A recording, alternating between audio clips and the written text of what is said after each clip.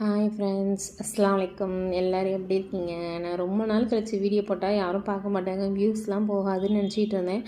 பரவாயில்ல, என் வீடியோவையும் மதித்து பார்க்குறதுக்கு என்னோடய சப்ஸ்கிரைபர் இருக்காங்க. பார்த்த எல்லோருக்கும் ரொம்ப ரொம்ப நன்றிங்க.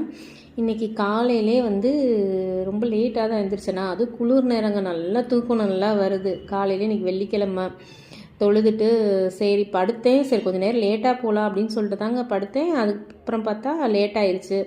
சரி அதுக்குள்ளே பால் ஒரு பக்கம் வச்சுட்டு சோறு ஒரு பக்கம் வச்சுட்டு அதுக்கப்புறம் குழம்பு, இன்றைக்கி உப்புக்கண்டம் குழம்பு வைக்கலாம். பக்ரீத்துக்கு செஞ்ச உப்புக்கண்டம் அப்படியே இருந்துச்சுங்க. உப்புக்கண்டத்தை வேக வச்சு தட்டி வேக வச்சு வச்சுருக்கேங்க. தண்ணி ஊற்றி மஞ்சத்தூள் உப்பு போட்டு வேக வச்சு வச்சுருக்கேன். அதுக்கப்புறம் நார்மலாக புளிக்குழம்பு செய்கிறது மாதிரி தான் அடுப்பை பற்ற வச்சு எண்ணெயை ஊற்றி கடுகு வெந்தயம் அதெல்லாம் தாளிச்சிட்டு வெங்காயம் தக்காளி எல்லாத்தையும் க்ரஷ் பண்ணி சேர்த்துட்டு பூண்டு அப்புறம் காய் பார்த்திங்கன்னா கத்திரிக்காய் முருங்கைக்காய் தாங்க சேர்த்துருந்தேன். அப்புறம் குழம்பு மிளகாய்த்தூள் 2 ஸ்பூனு 1 ஸ்பூன் மிளகாய்த்தூள் போட்டு நல்லா வதக்கி விட்டு நம்ம வேக வச்சுருக்கோம் இல்லையா உப்பு கண்டம், அதையும் இதில் ஆட் பண்ணிடணுங்க. இதுக்கு தேவையான அளவு தண்ணி ஊற்றி நல்லா இது நல்லா கொதிக்கட்டுங்க. கத்திரிக்காய் முருங்கைக்காய் எல்லாம் வேகட்டும். ஏன்னா புளி தண்ணி ஊற்றினோன்னா இந்த ஸ்டேஜில் வேகாதில்ல, அதனால் தண்ணி ஊற்றி ஃபஸ்ட்டே வேக வச்சுட்டு அதுக்கப்புறம் ஒரு நெல்லிக்காய் சைஸ் புளி எடுத்து கரைச்சி இதில் ஊற்றிருக்கேங்க. காய் பார்த்திங்கன்னா முட்டைக்கோஸ் கேரட்டு தான் பொரிச்சு வச்சுருக்கேன், பொரிக்க போட்டிருக்கேன். அதுவும் கடுகு உளுத்தம்பருப்புலாம் தாளிச்சிட்டு வெங்காயம் போட்டுட்டு முட்டைக்கோசை எடுத்து வச்சுருக்கேங்க. குழம்பு நல்லா கொதிச்சிட்ருக்கா. இந்த ஸ்டேஜில் பார்த்தேன் கத்திரிக்காய் முருங்கைக்காய்லாம் நல்லா வெந்திருக்கும். இப்போ நம்ம தேங்காயும் சோம்பும் அரைச்சி வச்சுருக்க பேஸ்ட்டு ஊற்றிக்க வேண்டியதாங்க. அவ்வளோதான், முட்டைக்கோஸ் ரெடி ஆயிடுச்சு.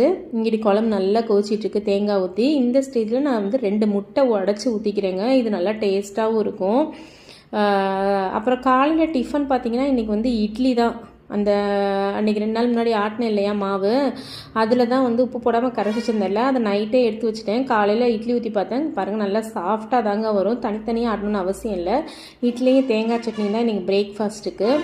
அப்புறம் பசங்களுக்கு இந்த புளிக்குழம்பு ஊற்றியே சாப்பாடு கட்டி கொடுத்தாச்சு. முட்டைக்கோஸ் பொரியலும் வச்சு கொடுத்துட்டாச்சு. இங்கே நம்ம குட்டி கத்திக்கிட்டே இருக்காங்க, மியாவ் மியாவ்னு பக்கத்துலேயே இருக்கிறாங்க நான் பேசுகிறத பார்த்துக்கிட்டே.